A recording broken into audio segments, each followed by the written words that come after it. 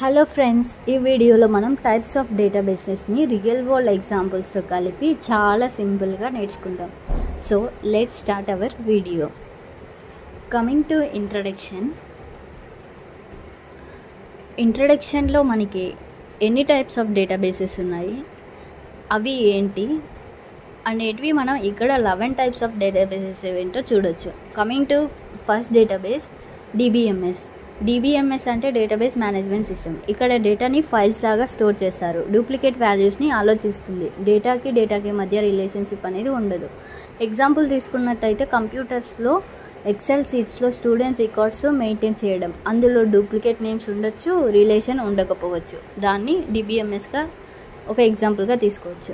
ఆర్డిబిఎంఎస్కి వచ్చినట్లయితే ఆర్డిబిఎంఎస్ అంటే relational database management system. RDBMS ఒక ఫుల్ ఫామ్. ఇందులో డేటాని టేబుల్స్లో స్టోర్ చేస్తారు. టేబుల్స్కి మధ్య రిలేషన్షిప్ అనేది ఖచ్చితంగా ఉంటుంది. అది దేనివల్ల అంటే కీస్ అండ్ కన్స్ట్రెంట్స్ వల్ల. ఎగ్జాంపుల్ తీసుకున్నట్లయితే కాలేజ్ డేటాబేస్. ఒక టేబుల్లో స్టూడెంట్ ఇన్ఫర్మేషన్ ఉంటుంది, వేరే టేబుల్లో సబ్జెక్ట్స్. స్టూడెంట్ ఐడిని యూజ్ చేసి రెండు టేబుల్స్ని లింక్ చేస్తారు.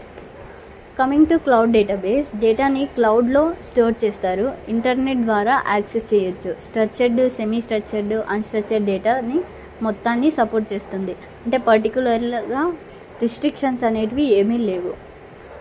Coming to example for this, Google Drive or Firebase database. Photos, documents, app data అన్నీ కూడా క్లౌడ్లో ఉంటాయి. Next coming to graphical database. Graphical డేటాబేస్కి వచ్చినట్లయితే డేటాని నోడ్స్గా అండ్ ఎడ్జెస్ని ఫార్మాట్లో స్టోర్ చేస్తారు. అంటే డేటాని నోడ్స్ అండ్ ఎడ్జెస్ ఫార్మాట్లో స్టోర్ చేస్తారు అనుకోండి.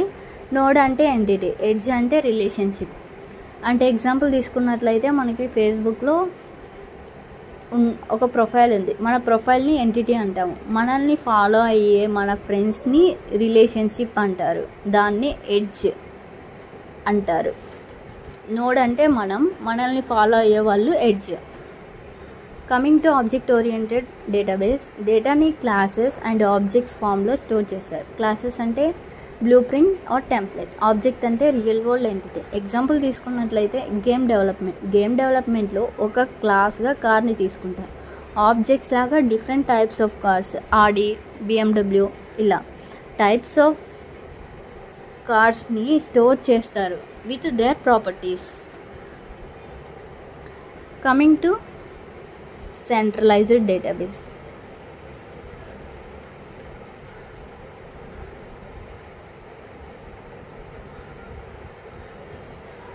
ఈ సెంట్రలైజ్డ్ డేటాబేసెస్లో డేటాని ఒక సెంట్రల్ సిస్టంలో ఉంటుంది. డేటా డిఫరెంట్ యూజర్స్ యాక్సెస్ చేయొచ్చు.